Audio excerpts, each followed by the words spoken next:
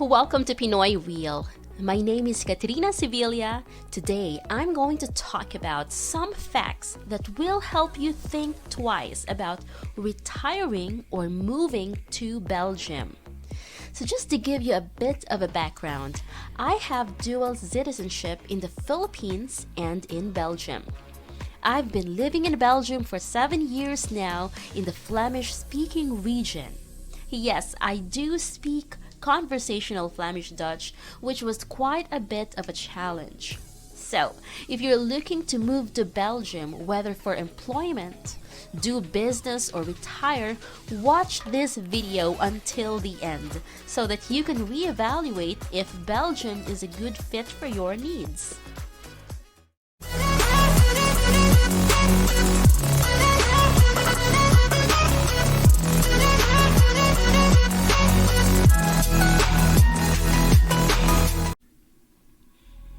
We've heard this so many times, but let me repeat it again.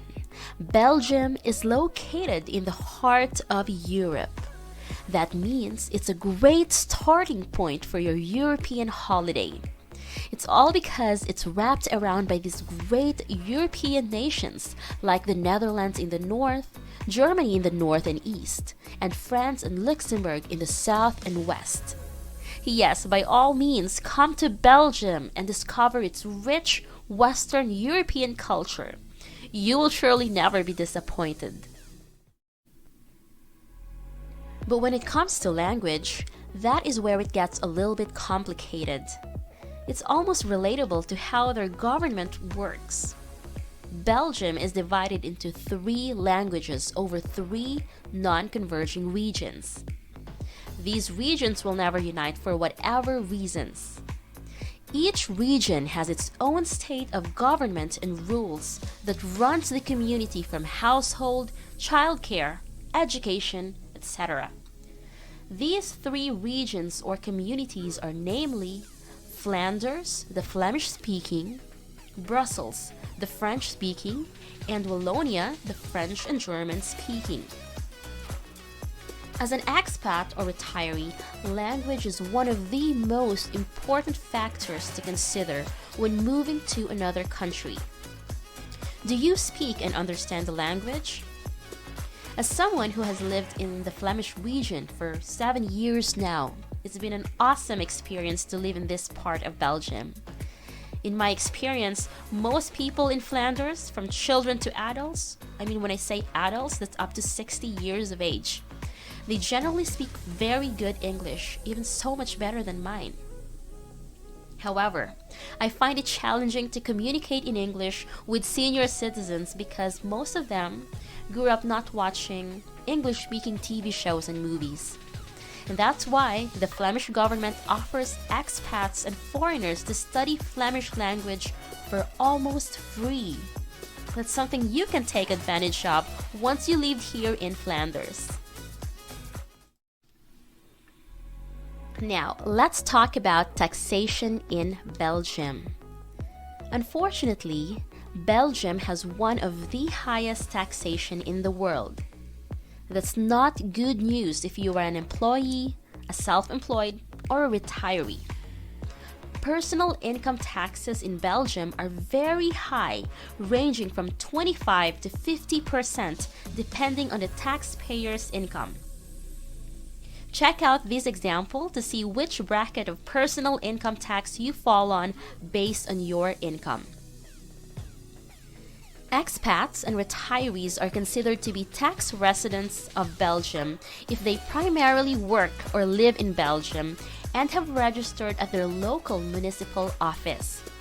So as a result, an expat may be subject to Belgian tax on their worldwide income.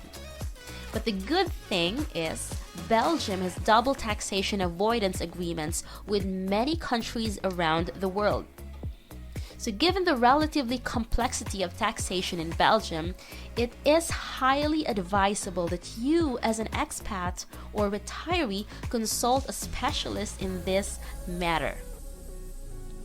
So please note that income tax from capital includes interest, dividends, or other forms of investment are also subject to taxation. Tax rates for investment income starts at 15 up to 30%. Let's continue on with a very important subject, and that's healthcare. Healthcare system in Belgium is one of the most reputable and reliable in Europe.